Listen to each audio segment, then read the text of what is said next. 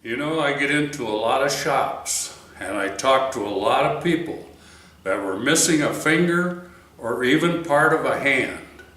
I couldn't believe how many of them lost them with the miter saw. They said they were holding a piece close to the blade, and the blade caught the piece they were cutting, and before they could let go, their hand was sucked right into the blade. Now I want to show you how to save your fingers and make very precise cuts using our left-hand hold down for the miter saw. In the 40 years that I had a shop, I never knew of a fast way to make the kind of cuts that I'm going to make now and still make them safely. I sometimes used a sled, but it certainly wasn't fast or real safe. My hand still got pretty close to the live blade. With this hold down, I can now do both. It is so fast to put on and off and to set up to make the cuts. It is so safe because your hand is always behind the guard. Now you can make those very dangerous cuts fast, safe, and accurate. And next I'll show you how it works. Now to use this, you simply put the board underneath it here and you hold it down with your hand. You don't have to tighten any knobs, just hold it with your hand, it'll keep it in place. Now this slides back and forth for the different widths of boards that you want to cut. Now to take it off, you simply lift it up and it's off. Now I'm going to tip it over and show you the bottom. On the bottom we have this guide bar, and that's what your board is shoved up against when you're making the cut. And now to put it back on, I simply drop it back in the guide hole there, and it's all set up, ready to go. I can put the piece in there, and now I'm ready to make a cut. Now to change for the thickness of boards, you pull this little pin out and you go above or below, and that changes the thickness in 1 or 1/4 inch increments. And this just slides back and forth, whatever size cut that you want to make. Now I'm going to make a cut here on a piece that I feel is just too dangerous to make on the table saw because it's too short and it's too hard to hold in place, and you're really taking a chance of getting a nasty kickback. Where here, you simply slide it under here, and when you do that, make sure that you're tight against the fence and tight against the stop. It has to be in there solid against those so it holds it tightly in place. The other thing now, sometimes you're making a rip cut on a cross cut saw, which works fine, but just move a little slower through it so you get a nice smooth cut. And now I'll go ahead and make a cut on here.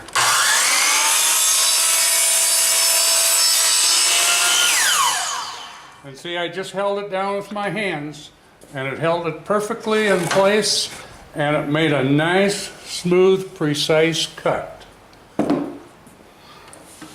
Now I was going to make a cut on a piece of baseboard. You know, we have to make that little piece to get around that 1-inch bullnose now, and you have to have a 22.5 inch cut on each side, and that's kind of hard to get. So when we do that, we use this little plastic stop here and we move that over for the width of the piece that we want. We tighten that down, and now this serves as a stop. All this does now is hold it down in place. And so I'm going to swing the saw to 22.5. And I'm going to put the piece of baseboard in there, slide it in there tight, hold it down, and make the cut.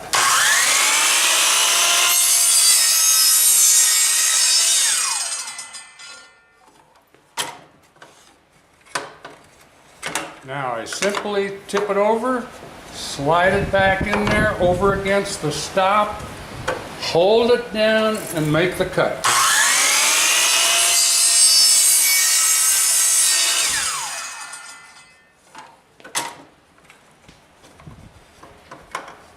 There, now I have that perfect little piece to make that outside corner. And it's so smooth and so precise. You take a contractor and he'll look at a plan and see that he needs 15 of these. So he just sets up and makes 15 all at one time because they're all the same size. And so it really does speed up production. It allows you to get a nice cut. And sometimes you're using 8 and 10 inch baseboard. It really works nice there because that's hard to get. But here it doesn't make any difference what size it is. It'll come out just that accurate every time. Now I want to just split a piece here. We're going to cut this on an angle that's about 11 inches long. That's kind of a tough cut to make and to get it accurate. But here, you simply slide it in here. I got to move the stop over. Simply slide it in there. Move your saw. It's 5-degree angle.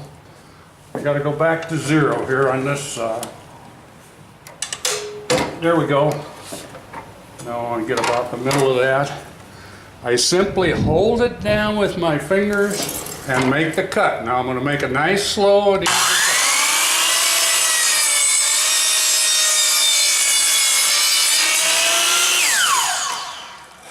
And there, I've got a perfect cut.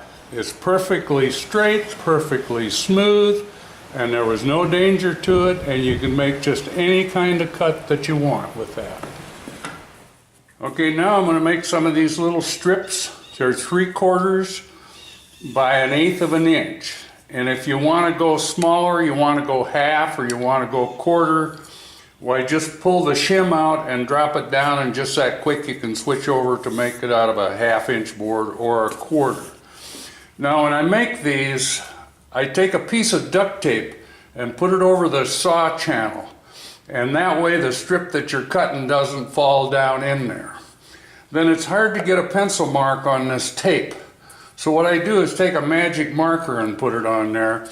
And then when you're cutting them, just slide it over so it just touches the mark. And that way they come out exactly the same.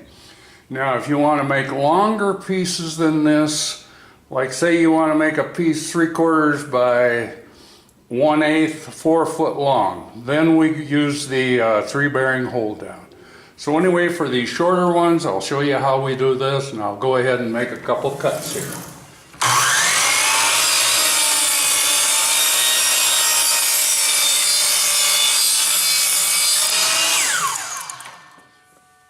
And see, that just falls harmlessly to the side. It's so smooth. There's no burns, and it's exactly the same width all the way through. It takes hardly any sanding at all to use them. Now to make another cut, you simply slide that over, hold it down with your hand, and make the cut.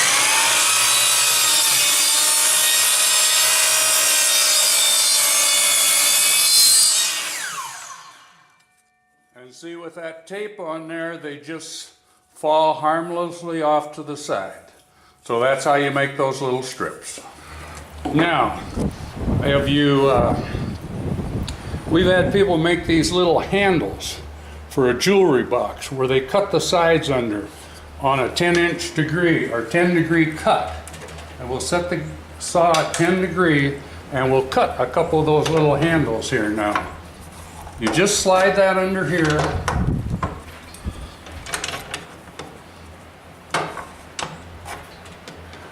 And now we want to set the stop because we want those to be all the same. So we're setting the stop because we want all 4 corners to be cut the same. And now we'll go ahead and put a 10-degree cut on it.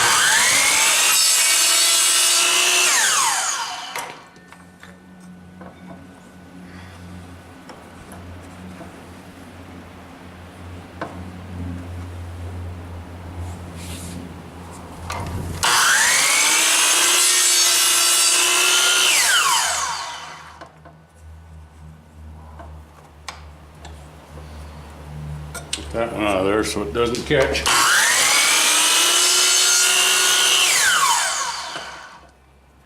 We'll make one more cut here and we've got it.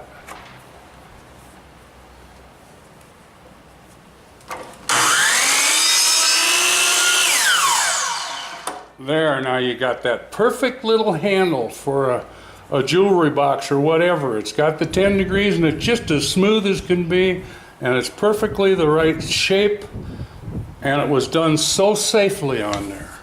So those are things that you can make on there. Trying to find something here that I could make a little gable end on. Say you want to make a little gable end for something. You're building some little things. So we'll put this in here.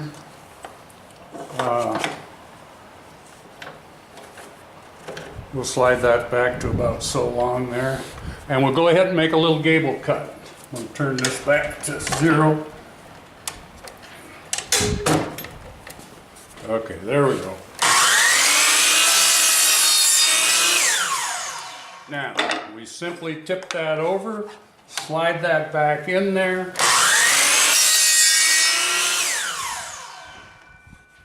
and you have a perfect little gable. And it doesn't have to be a perfect gable. You can make one side shorter than the other. It's just whatever you want to cut, you can cut it with this machine. This, with the advent of this hold down, there are just so many cuts that you could make that I never thought you could possibly make with a miter saw.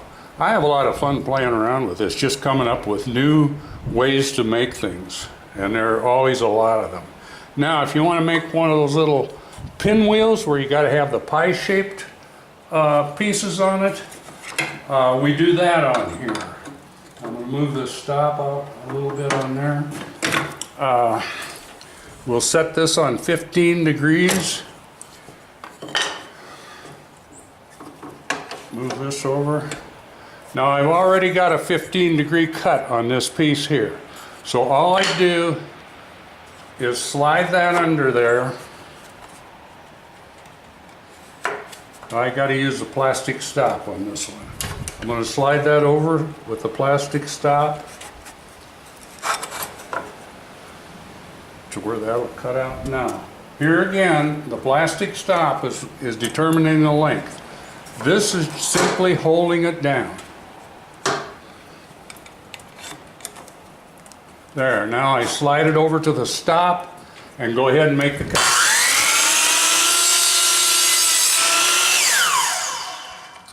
Then to make another cut, you simply tip it over, slide it in against the stop, and make the cut.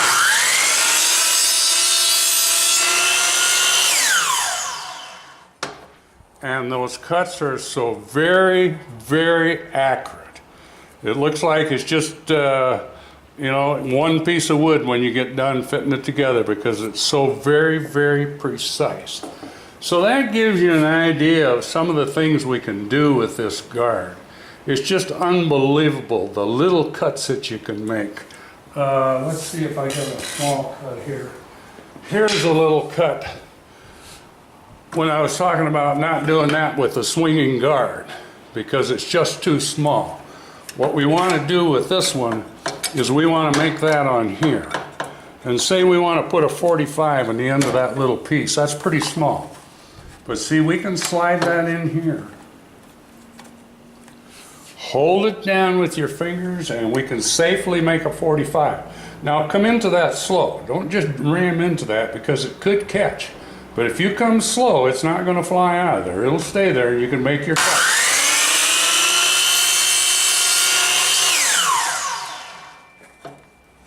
So there you have a perfect little 45. And it was made so very safe. And you can just go on and on and on with the different kind of cuts that you can make with this. This just makes this miter saw a completely new machine. There are so many things you can do with this now that we never even thought about doing before. Cuts that were hard to make on any kind of a saw. So anyway, that would be a great product to have in your shop. You know, we've had commercial shops test this hold down for us. They said that it was probably something they were pretty sure that they would never use.